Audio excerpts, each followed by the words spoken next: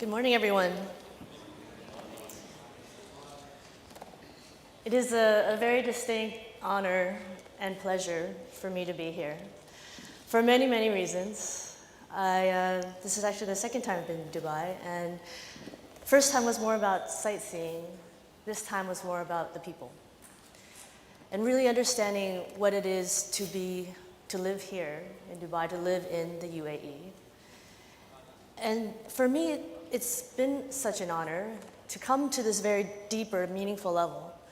Number one, it's an honor to be amongst you, to see all the energy and the faces of what the future will mean for government, whether it's through technology, through education, through design, through healthcare, whatever that might be. It's so invigorating to see what will happen in the not so distant future. I'm also honored because I'm here in Dubai, here in the UAE, where His Highness the Prime Minister actually has said, the aim of the nation is to build hope, life, the future, and to make people happy. How many governments or leaders of the nation are open and willing and committed to say something as bold as that? And I'm also honored to be here and very, very privileged to be living in this time and in space, time and place in the whole world, where happiness really matters. It's no longer a nice to have, because now we have the United Nations, the Harvard Business Review, The Economist, clearly stating and showing the stats behind why happiness matters because of its economic value. And we know why happiness matters. It's not because it's about smiles or, excuse me, not just about smiles or rainbows or unicorns or things like that. It's about us as individuals. Us as individuals living up to our real, authentic selves and living by our values every day and living with a higher purpose in our lives. And so for me, coming back to my own experience in the corporate world, whether it's a startup or a Fortune 500, we now know that it comes back down to happier employees equal happier customers, equals more successful, profitable, sustainable businesses, but more importantly, more meaningful lives. And that equation, of course, is analogous to what happens in governments. So happier governments, or the people behind government, equals happier citizens, equals happier cities, sustainable cities, and again, more importantly, meaningful lives. So what does this all mean? Because in the end, it's not easy.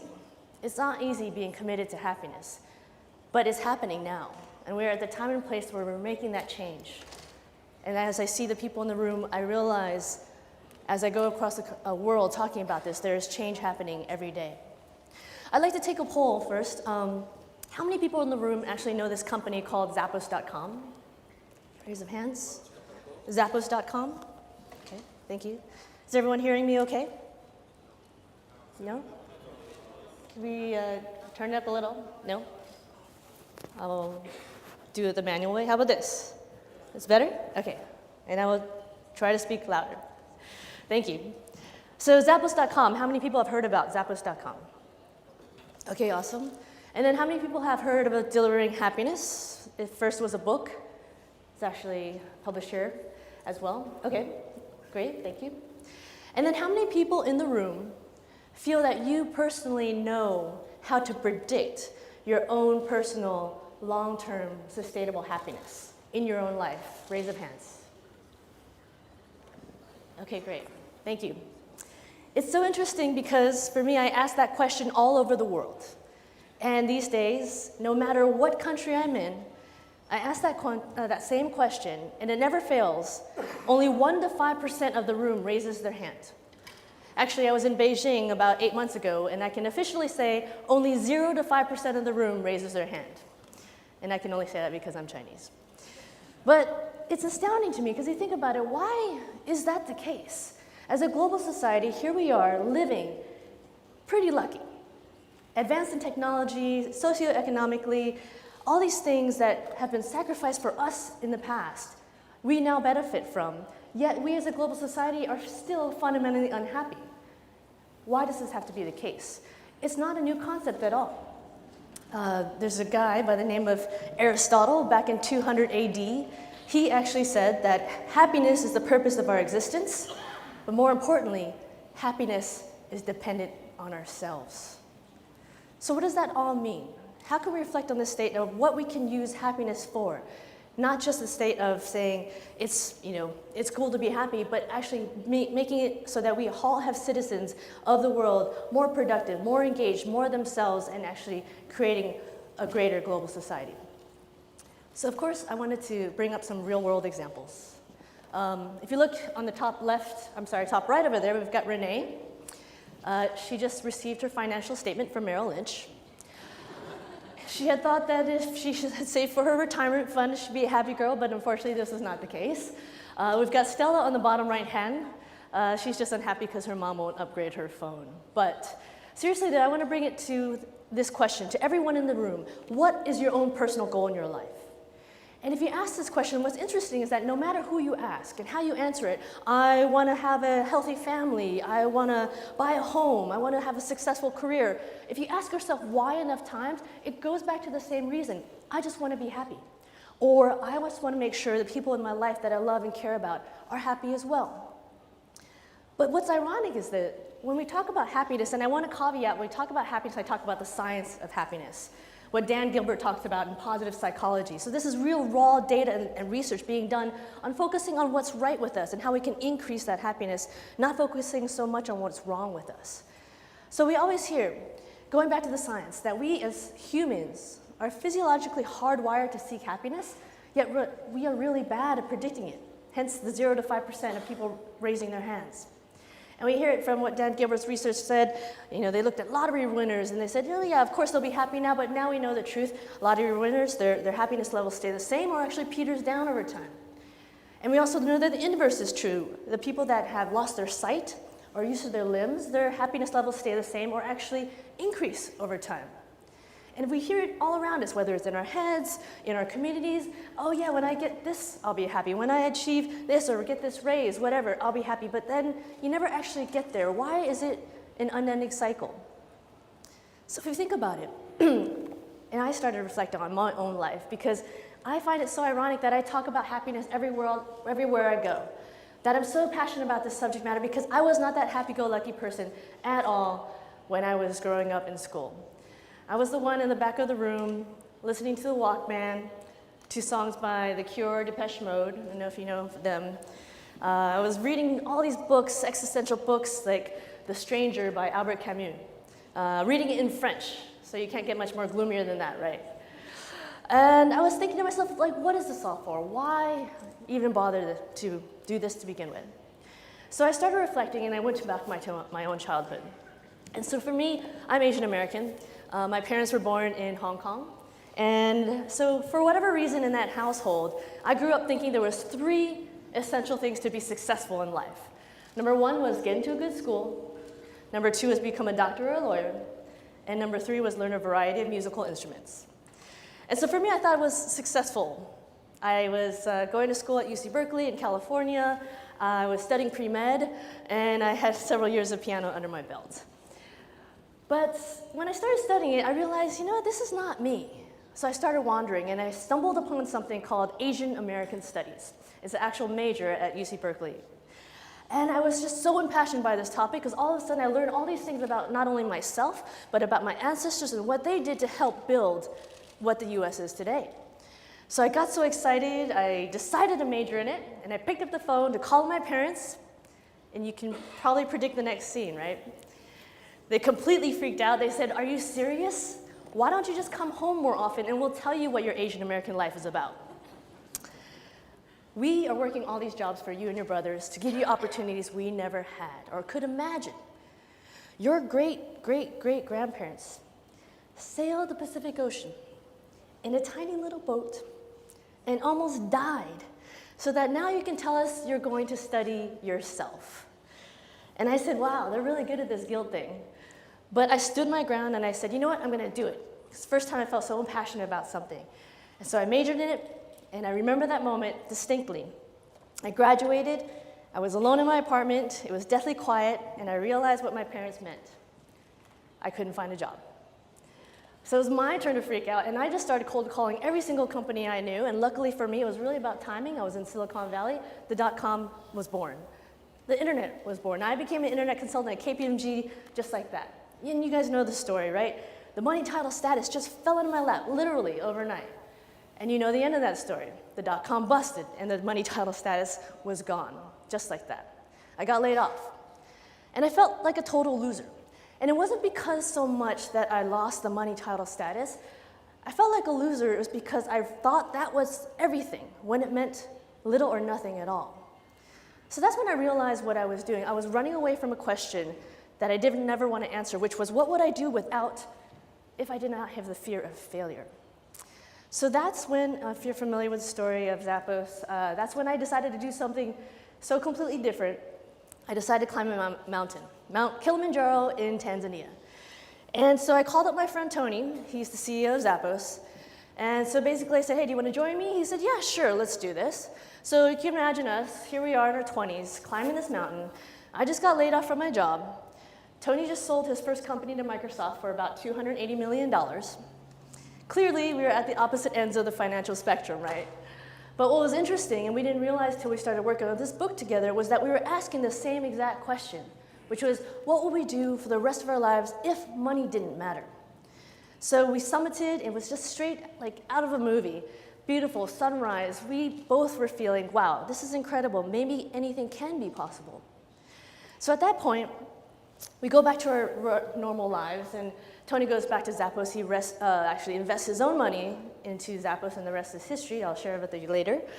And then for me, I come back to that moment. And it happens to everyone in this room, if not once, many times in your lives. It's that moment when you feel like the rug gets pulled up from under your feet, your life does a 180, and for me, it was facing my greatest fear. And my greatest fear was losing someone in my life that I couldn't imagine life without. And that's when I lost my dad to colon cancer. And that moment, it really pushed me to really think about, what is this really all for? And so I just started looking at life at that point like a green field. I started doing things that I was super passionate about. I started writing, I started doing graphic design, I started making films, just things that were of substance to me. And through that process, inadvertently, I actually realized my own values. If it wasn't the money, title, status, what was it? I realized it was the people in my life. And I knew if I made decisions based on that, I would never look back with regret. And in some weird parallel way, that's when I stumbled upon this tiny little company named Zappos.com. And when I first met it, all it wanted to do was sell the most shoes in the world. But then it grew up and said, you know what, we're going to focus and be the best at customer service. And then it grew up again and said, you know what, we're going to focus on employee happiness as #1 priority. And through that process, they realized their own values and their own higher purpose, which essentially is to deliver happiness to the world. So I'm going to take a real quick pause on this particular slide because some of you might be thinking why I did this in a particularly funky way. And we have this thing we do with our clients. It's called the happiness heartbeat exercises. And this actually applies not just to individuals, but for companies. And what we do is very simply just plot the highs and lows of your life or your company's life. Because we believe that happiness doesn't come from just the highs. Happiness, sustainable happiness, actually comes from also understanding the lows. If you look at those moments, what values were present or absent? What people were present or absent in your life or in your company? And actually starts mapping out the very first question that I asked, that question being, how do you sustain happiness in your life or in your company?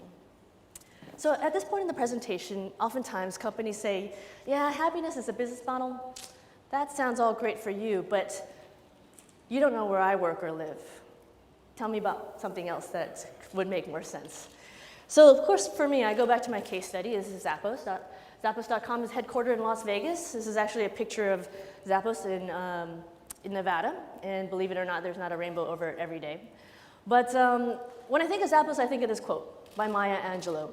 People will forget what you said, they'll forget what you did, but they'll never forget how you made them feel. And I put this up there not only because I love it as a personal mantra, but I put it up there because the company that just happens to be called Zappos actually uses this for day-to-day business decisions. This is a picture of their warehouse in Kentucky. Some might call a woman's dream closet. This is full of shoes. Others might call it a man's ultimate nightmare. I don't know. But I put this up there because there's been so much time, money, resources to make this one of the most advanced warehouses in the world. But the reason why they did this is not to say, hey, look at us, we've got amazing technology. The reason why they did this internally was to create PEC, personal emotional connection with every single customer they touch. So that if there was a customer, let's say in New York, they would order a pair of shoes, put their kids to bed, the next morning before they jump into the taxi to go to work, there would be a box of shoes at their doorstep. To create that wow factor, to create that PEC with every single customer that they touch. Something else that they've been testing out, which has been pretty cool, is that they have now the ability to sense where a customer is calling in from, let's say from San Francisco, and then they'll actually take that call and connect it to a customer service rep that has lived in San Francisco or was born in San Francisco, so that they can have this meaningful conversation about this PEC, about, oh yeah, what about that hot dog joint on the corner, is it still there, etc. But what's interesting is that even though customer service is what Zappos is known for, being the best at basically changing all the rules of what it means to be a retailer, internet retailer at first, but now just a retailer in general. But what's interesting is that customer service is not their number one priority. Their number one priority comes back to company culture. So that the whole thought is that if you get company culture right, if you have your happiest employees, everything else like great customer service, having very productive and engaged employees actually comes more naturally. And what's great about this is that it wasn't just Zappos that was doing it. Along this whole time in parallel, there were people and professionals and experts in the business industry trying to figure out what separates companies, what separates those that can withstand the economic ups and downs of time. And what they found was very unconventional. They found that these two things, having a very strong company culture and having a higher purpose so that employees can be inspired by, that's what separates the companies from survival to sustainability. So how do you make something like culture so fluffy a priority? So one of the things that Zappos does is they have every trainee goes through 5 weeks of training. And throughout that whole time, there's a standing offer of $4,000 to quit, anytime. No questions asked. If you want to leave, here's your check. Thank you very much. Nothing personal. And the reason why they do that is they really want people, every candidate, to really embody and respect what culture means, what the values are at Zappos. And if you think about it, it actually saves money for Zappos in the long run, because on average, for every bad hire that you have, it costs every company about 150 to 300% of that person's salary to be able to go through the process of firing that person, hiring a new one, and going through that all over again with training. So if you think about it calculation-wise, it does make sense that it saves Zappos and companies money if you have this $4,000 offer to quit. Another thing that we talk about and do at Zappos is the Zappos Culture Book. So this was a really interesting experiment because it just started when we developed our values, and that was over 10 years ago. And so we asked ourselves, how do you actually define culture? So we said, you know what, why don't we ask our employees? So we asked them, every one of them, to say, submit 2 to 3 paragraphs of what you think Zappos culture means to you. And so what we did was we published it completely unedited in a book. Unedited meaning the good stuff was in there, but also the bad stuff was in there. And it was interesting because once we started doing it every year, we began to see the sort of trends, whether or not the culture was scaling over time as the company grew, or if it got worse over time. And luckily, I think for Zappos, because they're so committed to culture, it actually improved over time. And now that we send this book to anywhere in the world, anyone that asks for it, it's very interesting because even though Zappos doesn't send anything, doesn't send shoes out of the US, they have raving fans in Japan or Brazil just because they believe so strongly about what Zappos stands for in their purpose. So if anyone's interested in taking a look at this culture book, we'd be happy to send a copy to you as well. Just shoot me an email. I'll have this at the end of the presentation as well, but my email is just jen@deliveringhappiness.com. So going back to DNA of values, what I call the DNA of a company, what does it all mean? I thought I was just so astounded when I was a KPMG consultant. You'd have all these fancy plaques in the boardroom or in the lunchroom saying, these are our values, this is our mission statement. But when you start asking around people, hey, do you know your values? Some of them, or actually most of them would sort of shake their heads and say, no, I don't really know them at all.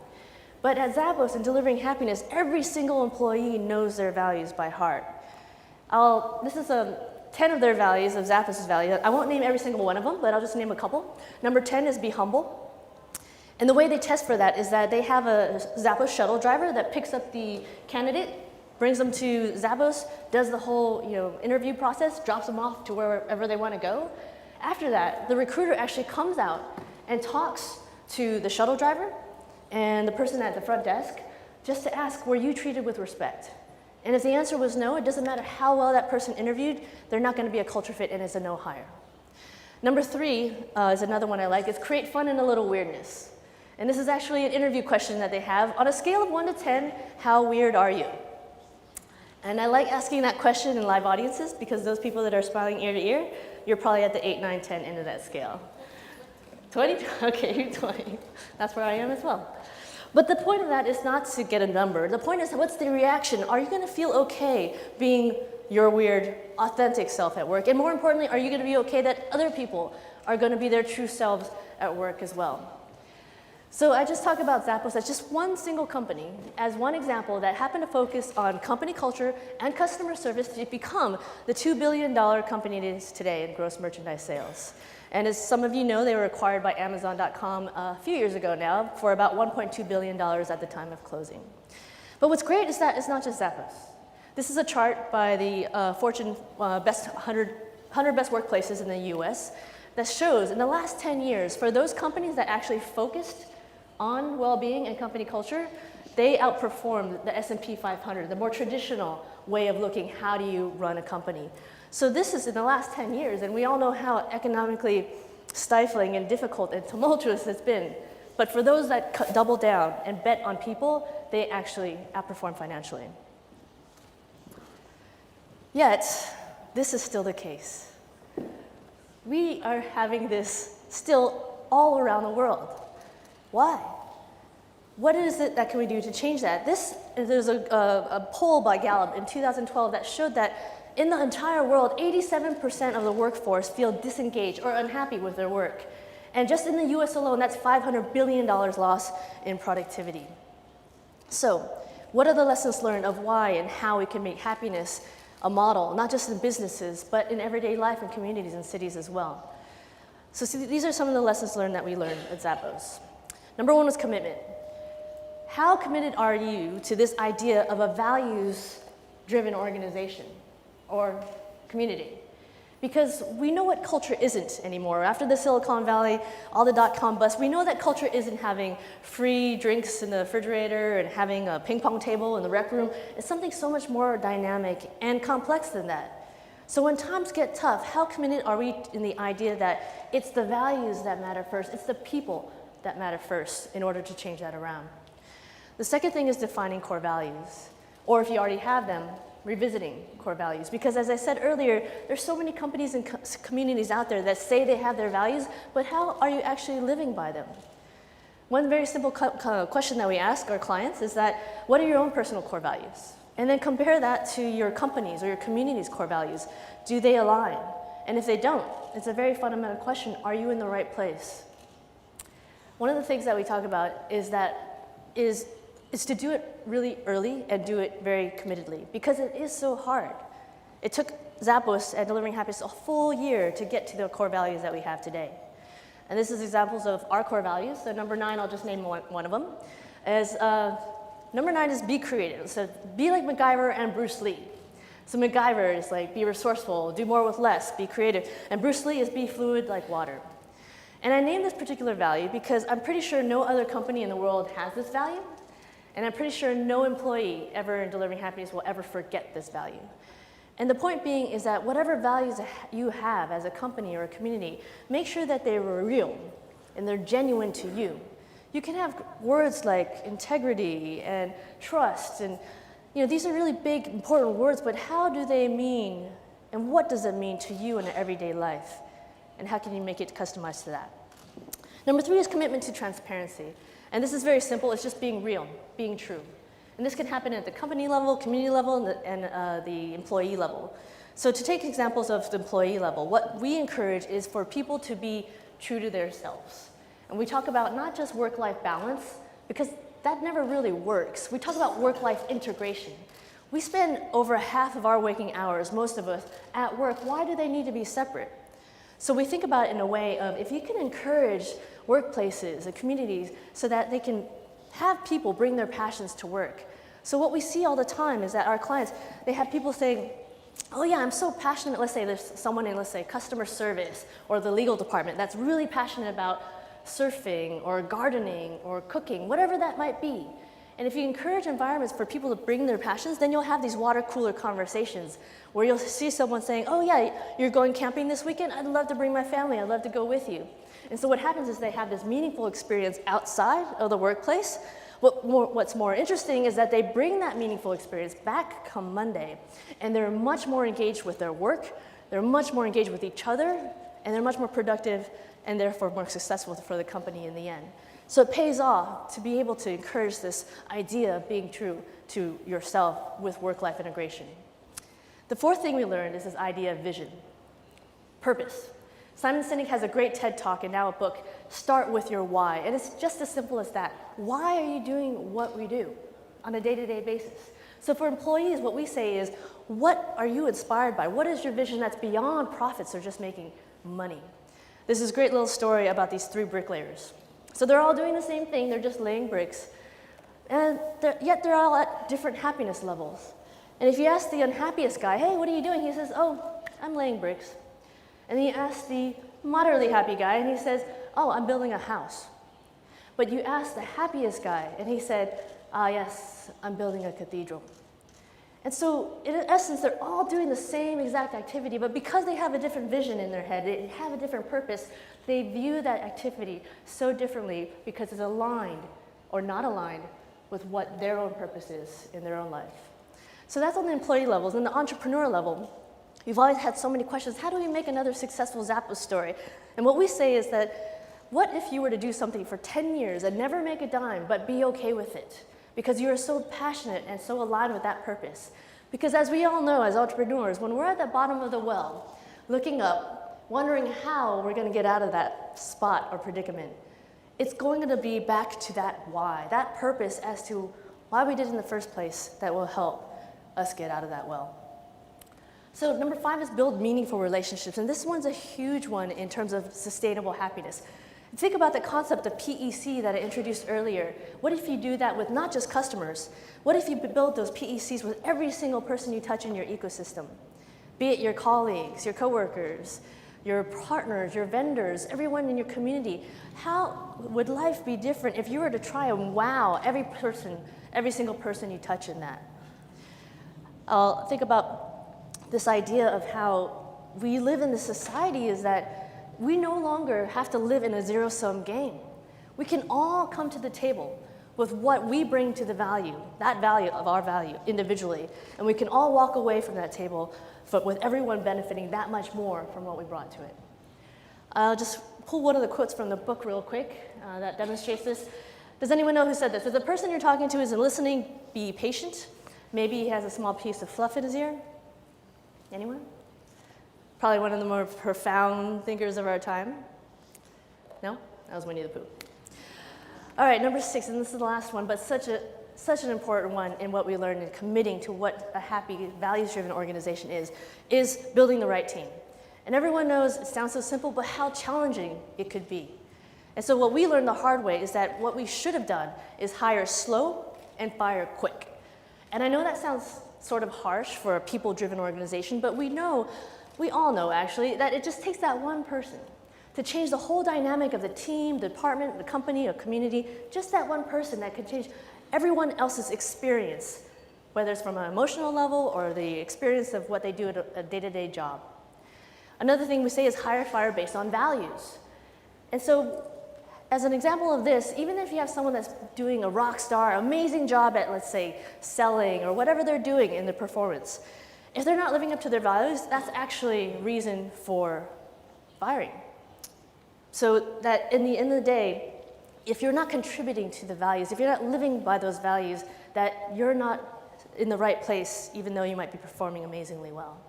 There was a great little article in a Wired magazine that was about 8 months ago, and it was talking about the way that wildlife moves, their movement in nature. And so they first looked at bees, and they saw that, you can imagine bees making honey. And they're all chaotic, butting heads, but they're getting their job done, they're making their honey. Then they looked at sea mackerel. So the mackerel, they noticed they swim faster and faster when they felt threatened. And again, they're getting their job done, they're protecting themselves, but again, they're not really getting anywhere. But then they looked at birds. So if you can imagine birds, flying over let's say Serengeti, and so they're all flying in one direction. But when one bird changes direction, the whole flock flies with it. Same thing with another random bird, changes direction, the whole flock flies with it as well.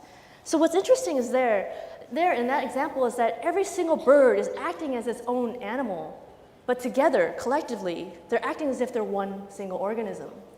So back to the study, what was very interesting, what they found that the movement, the algorithm of the movement of all these species of animals are exactly the same, except for one variable. And that variable is what they called alignment. So what they found was the bees were the least, or not aligned at all, but the birds were the most aligned. So if you think about it and apply that to an organizational setting or a community, so you think about if you can have a DNA that binds all these different animals, the values, if you can have that bound, then every single individual can act like their true, authentic self, can make their own decisions, can feel empowered that they have the trust amongst everyone else in the organization that they will do their job according to the values. And with everyone doing that, they together are essentially one organism flying towards the same exact goal that everyone else wants to achieve and believe in. So I'm going to shift gears a little bit and talk about the science of happiness. And so these are some of the things that we learned along the way. First, to talk about a memoir. It was written by this woman. She worked in palliative care, so basically hospices for many years. And so she basically spent a lot of time with people right before they passed away.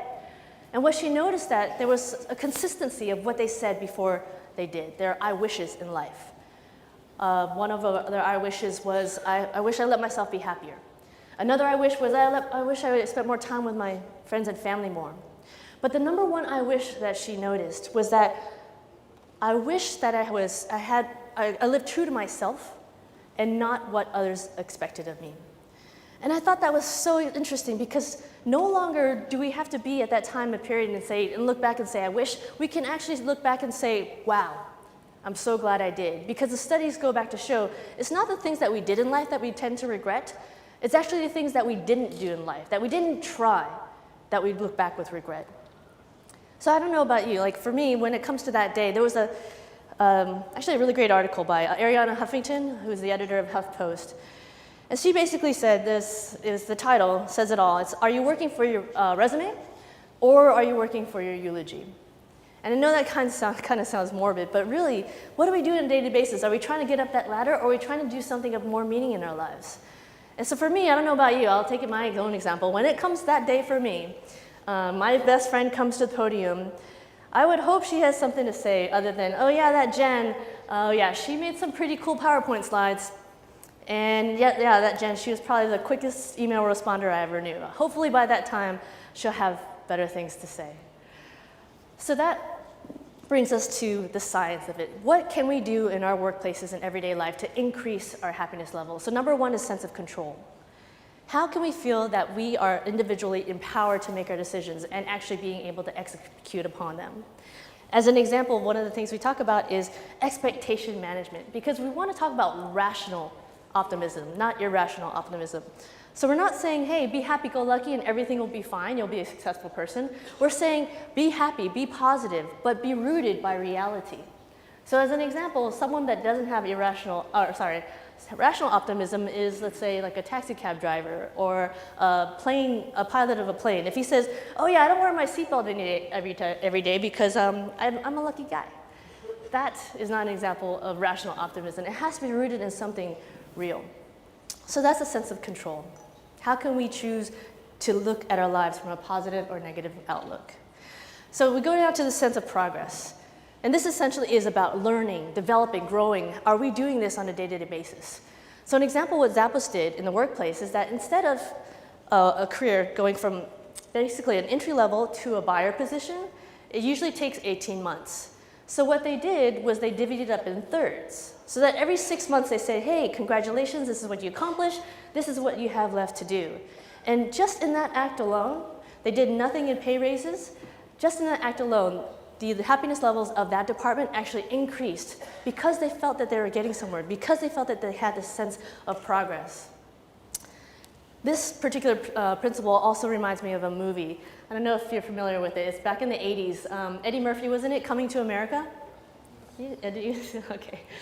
So you remember that movie? It's basically Eddie Murphy comes to America. He's a prince. He's never worked a day in his life. And he falls in love with the daughter of the McDonald's manager. I think they call it McDowell's in the movie. And I don't know if you remember that one scene, but they go to work, so they finally get a job there. It's Eddie Murphy and his best friend. And they show that there's someone washing the dishes. And he looks up and he says, hey, hey, hey, looking at Eddie Murphy's eyes, don't look that way. I was once like you too. But then I graduated to the mop station. Then I graduated to the lettuce station, then the meat station, and in 2.5 years, I'll be assistant manager. And you look at their faces, so you pan over, you see the camera pan over, and his best friend is totally disgusted. He's like, oh my God, why am I here?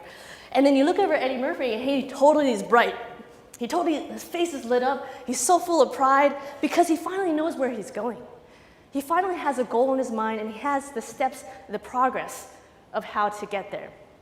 Never mind the goal of his entire thing is to, get some action from this girl. Never mind, that's not the point of the whole example of it. It really is about how he came to find a purpose in his life, found a goal, and found himself the progress, the steps, and actually how to get there. So connectedness is the third lever, and that's very simple. It's just basically the breadth and depth of your relationships. And the fourth thing is vision and meaning. And this is a big one that I'll talk about on the next slide. So here's another framework that we talked about in delivering happiness is what are the different types of happiness that we have? So number one is pleasure. And this is a very simple one that everyone knows. We all have our pleasures, and that's not a bad thing. It's like, going out and having dinner with friends, buying a pair of shoes, buying a new car. All these things are pleasures, which is fine and necessary. But unfortunately, according to the science, it's not very sustainable. It comes and goes and it's gone. It's very fleeting, unless, of course, you're a rock star, because it's about chasing the next high. The second type of happiness we talk about is called passion. And it's about flow and engagement. So how do you engage with your coworkers? How do you engage with people in your life?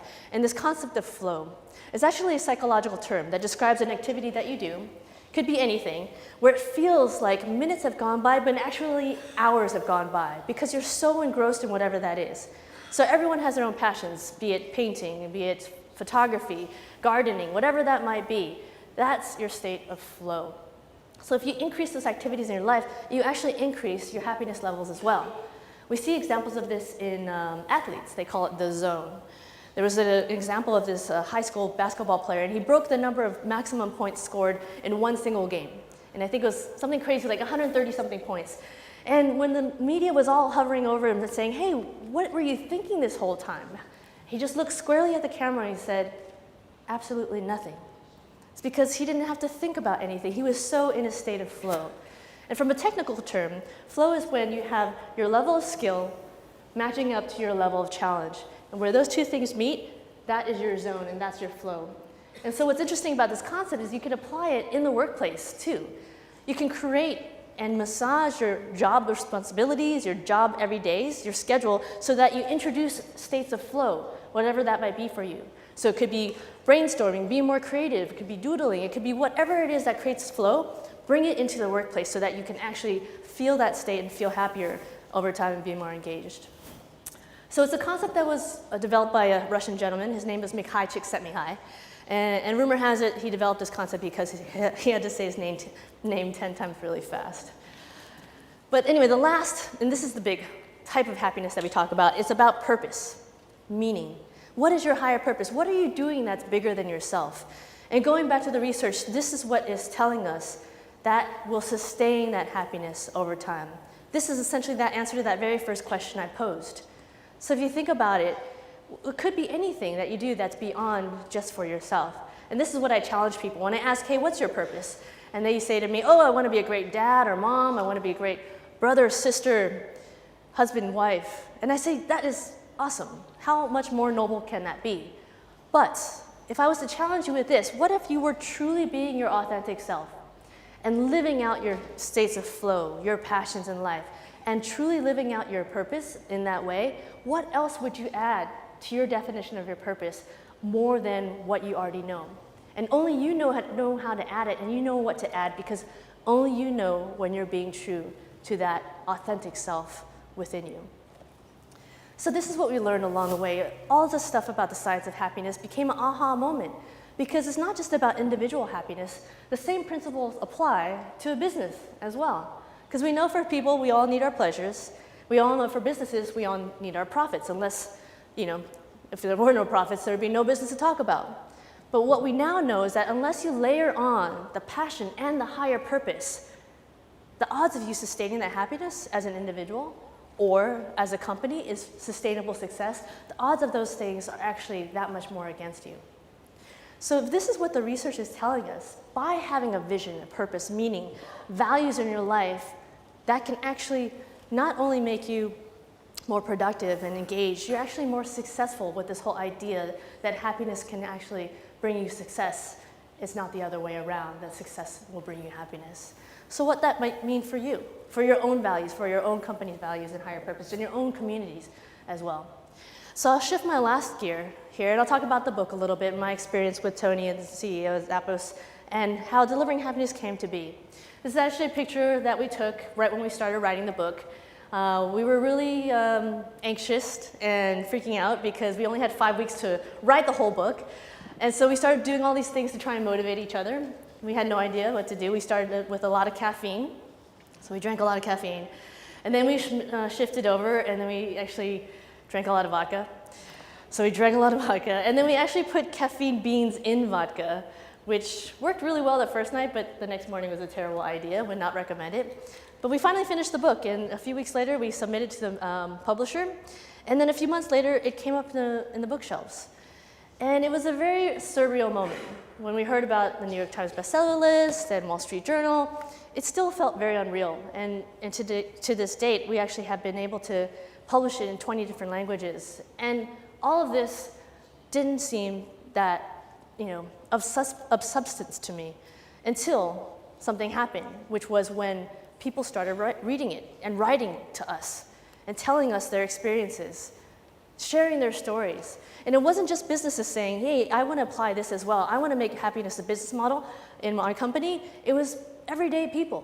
So like students and teachers, people working in hospitals and government, even moms and dads. One mom wrote to us, thanks for writing this book. I'm going to be the CMP of my household, the chief managing parent. Because I know I'm a good mom, but I want to be a better mom by instilling values in my family and my husband. So when we got the call from the publisher and they asked, hey, what are you guys going to do for your book tour? And we were like, I don't know. It sounds kind of boring going from one store to the other, but what we did know was that we were so inspired by every one of these stories coming in. That's why the theme of the tour was inspire and be inspired. And it actually is one of our values still today, to inspire and be inspired, because at the end of it, people being true to their authentic selves, whether they realize it or not, have that ability to inspire others and get that back in return. So we went cross-country. It was about 3.5 months, 23 cities. In every single city, there was about 4 to 5 events that we had to plan for and execute. So in hindsight, it actually felt like we had to plan and execute like 80 weddings over that time.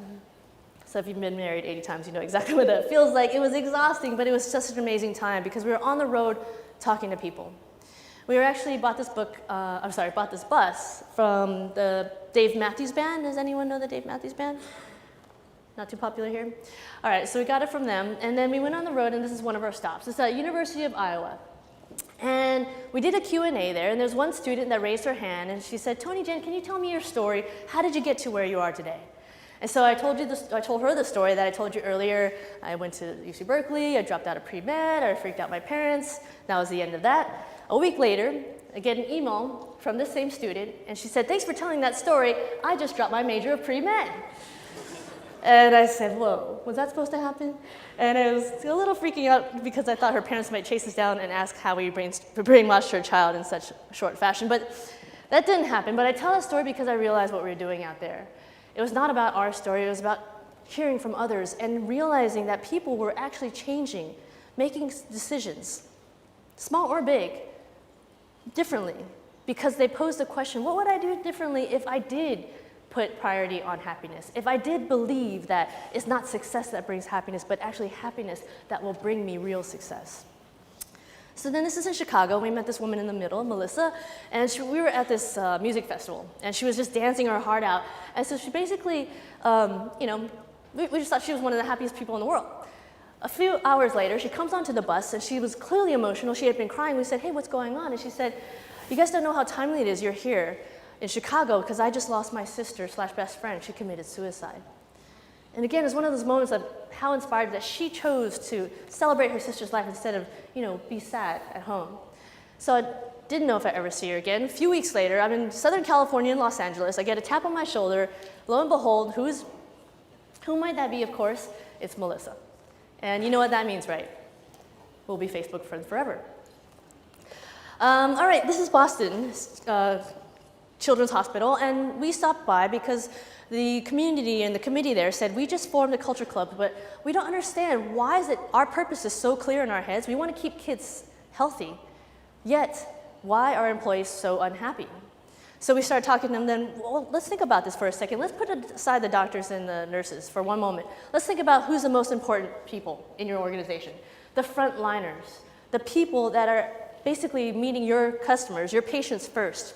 What if you empower them to be able to create an environment so they feel that they can own that experience because they know exactly the mental state of that patient coming in, that they can change that person's experience from that very beginning. So we had that conversation, then we went on a tour, and we met this girl on the left here, and she had a kidney transplant, but you wouldn't be able to tell because she was just so full of life, telling her stories. And so we're like, whoa, how can we inspire her? So we started telling our stories of the bus tour, et cetera, showing pictures that I've been showing you. And she just got more and more animated. She was just, getting so full of energy. We're like, whoa, what is this girl gonna say? And she said, oh my gosh, that is so cool. I love your iPad. So I guess Steve Jobs gets that inspiration, but that's all right, he deserves it. All right, this is the last story I'll tell about the tour. And basically this is in Arizona. And these kids that we met there's a high school teacher. He wrote us an email saying, hey, we love this book. I want to make it required reading, but we can't afford it. They're one of the poorest high schools in the state. So we sent a bunch of books there, and they said, hey, why don't we surprise them on the tour? So we went over there, we get off the bus, and they turned the tables on us. They totally surprised us. They had this amazing mariachi band. They made this huge spread of food on the table, and they just had so much to give, yet they had so little resource. So we left, and didn't think anything of it. We get an email again from the same teacher, and he said, you know what, we just want to say thanks. You don't have a Spanish translation of Delivering Happiness. We'll do it for you. So he crowdsourced his students and his teachers and administrators and basically translated the whole book, and then he said, gave it over, and he said, no questions asked. We just want to say thanks. A few months later, I get a call from this publisher in Spain. He said, hey, I want to be able to distribute all your books in Spanish. And he said, well, we have a caveat because we actually have a book that's already been translated. So after a few emails back and forth, we finally came to terms so that now the book has been published about 9 months ago now. Every single book sold in every single Spanish territory in the entire world, a part of those proceeds actually go back to these kids in Arizona. And it's one of those feelings that I'll never forget how they had no idea by paying happiness forward to us that they would get it back in spades in some future point in time. So just to wrap up the book tour, first we started as a book, then we did this whole crazy bus tour, now we're going around the world, and it was very simple for us. There was something changing. There was a tipping point that whether it's in government or in community or in corporations or public-private sector, whatever it is, there was this feeling that happiness could actually change the way we live our lives. So that's why we decided to call ourselves a company, and we actually developed this movement around it. Because for us, it makes scientific sense, it makes business sense, and in the end, it makes human sense. If we are at a point in time where we can actually change the world, move the dial on how we live our lives, why wouldn't we do it? So how we do it is we call it one PCC at a time, one person, one company, one community at a time. And so here are some pictures of our community. Those are the kids that translated the book. And there's a gentleman on the right there, he's from Barcelona. If you can see, I don't know if you can make it out there on his arm. That's actually the first known tattoo I've ever seen on a person's body before. I saw that picture and I said, I don't think I would even get a tattoo of Winky. I'm not sure why he did, but hopefully he stays a happy guy because that thing's not going to fade anytime soon.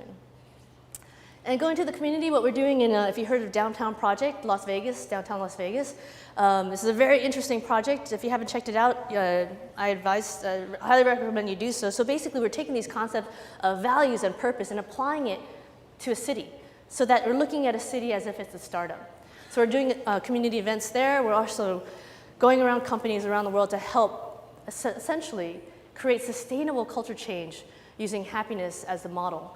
And what we do is very, very specific to making it measurable, or how I say, sucking the fluff out of happiness, because then even the biggest naysayers of happiness cannot say nay anymore because it just makes financial sense as well. So we're working with all these experts in the field, statisticians, developing tools and surveys to actually measure what it means to be happy and correlate the happiness of your employees with the happiness of your profits, and to show that there are real metrics and ROI to be returned from them. Oh, and if you were actually interested in the survey, it's something that we offer to individuals. If you want to see your own happiness level in your own workplace, I'll be happy to send you a link to that survey. So as I said at the beginning of the presentation, it's not just us talking about it. It's Time Magazine, it's Harvard Business Review, it's the UN, showing time and time again, the stats are not lying. It's not only giving us better retention at work, it's giving us more engagement.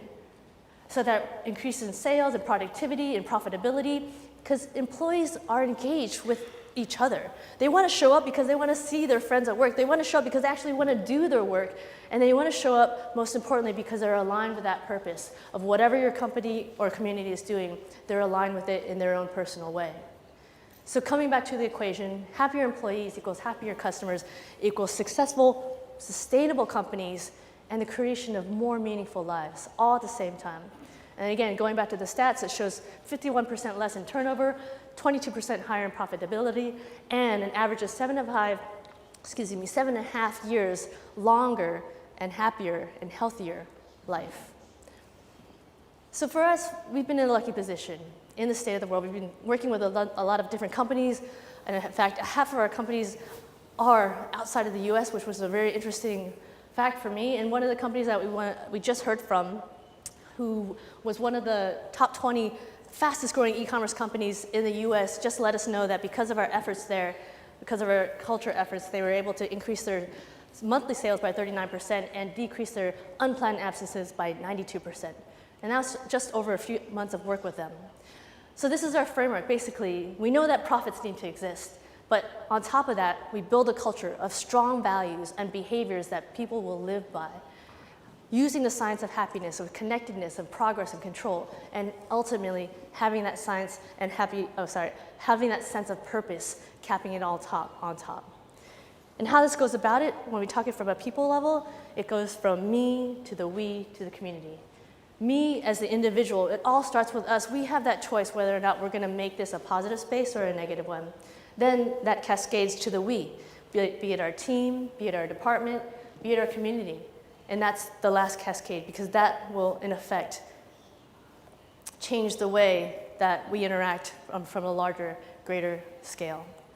So what we say is, it's going back to this great quote by a poet, Persian poet, his name is Rumi, as you might know. What he said was that when I was clever, I wanted to change the world.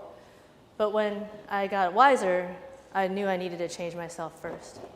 So that's why we say at Delivering Happiness, change your world. Everyone in the world has some part of them that wants to affect change in the world somehow. What we say is if you change your world, then together we'll actually be able to change the world. So before I sum it all up, I just want to again offer my email address. If you wanted a copy of the presentation or a copy of the culture book, a link to the survey that I mentioned earlier, or just any questions that you have, that's what we're here for. And again, it's just Jenn at deliveringhappiness.com, and that's Jenn with 2 N's. So just to wrap everything up, just imagine for one moment, if you can imagine if we were all living true to our real authentic selves. And then if we could imagine if we were all living on a day-to-day basis, living by our passions, our values, and our purpose. And then imagine if you were to actually prioritize happiness, sustainable happiness in our lives. Once you imagine that, then I ask for one more thing to do. And it sounds so simple, right? But if it was a simple thing, then we would have happy people and happy companies all over the world, but we know this is not the case. Because in the last few years, I especially believe, from what I've seen, I think everyone in the world actually has this power and ability to create change, create more change, actually, in the world than we ever thought possible. And who knew? It would come back to that simple little thing that we all knew about, that simple little thing called happiness. So I sincerely, again, thank you for everyone's time. I honor you being here, and I'd love to hear from you if you have your own stories to tell. Thank you.